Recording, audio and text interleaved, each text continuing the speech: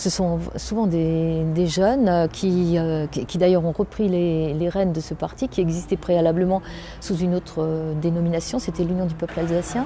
Et depuis 2009, c'est Unserland. C'était pas plus mal que ce soit une femme aussi qui prenne la tête d'un parti autonomiste alsacien parce que c'est pas toujours bien compris le mot autonomisme allié à un parti politique en Alsace ou en France, ça passe mal et on a envie de nous taxer du pire, de façon qui pourrait être complètement incompréhensible en dehors de la France. En France, dans un régime jacobin, on peut comprendre qu'on n'aime pas l'autonomisme puisque c'est vraiment aux antipodes du centralisme parisien, alors que c'est le modèle courant de tous les États européens qui nous entourent, qui ont tous des régions plus ou moins autonomes. Dans le parti, une affluence d'adhésion, c'est évident. Il est clair que notre parti fonctionnait un petit peu de façon confidentielle, malheureusement. Et nous devons beaucoup à notre Premier ministre, M. Manuel Valls, d'avoir accédé à une certaine notoriété, d'avoir servi de background plutôt aux manifestations populaires qui sont nées de façon plutôt spontanée.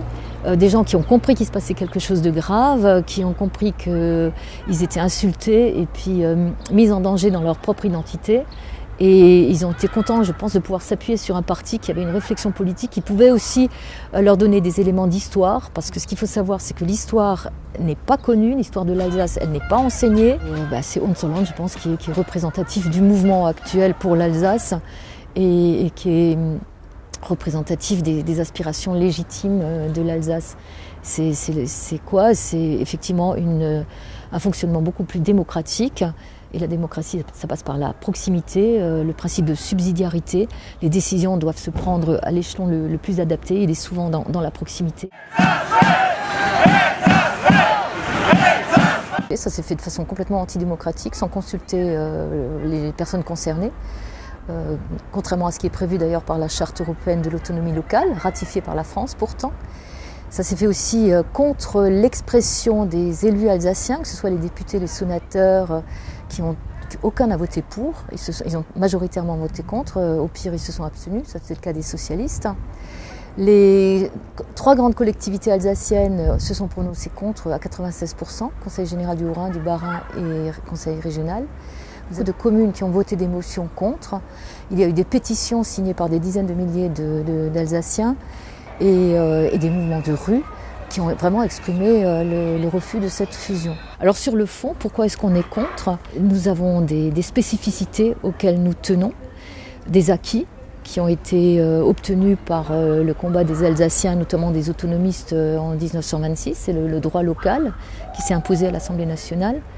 Et nous avons vraiment l'inquiétude que lorsque ce qui a été l'Alsace deviendra quelque chose de minoritaire au sein d'une méga région grande comme 2 fois la Belgique, toutes ces spécificités seront supprimées. Et le concordat qui est déjà en train d'être rogné un petit peu. Donc tout ça, nous avons bien peur que ça soit sacrifié à l'égalitarisme républicain.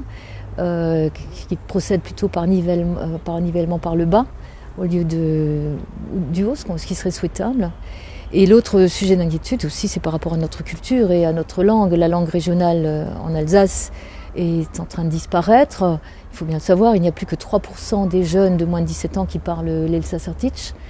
Et alors qu'il y a 50 ans en arrière, c'était commun. Tout le monde parlait l'alsacien et apprenait le français sans problème et devenait bilingue et avait du coup aussi beaucoup de chances de trouver du travail, soit ici dans des entreprises d'origine allemande ou alors de l'autre côté du Rhin.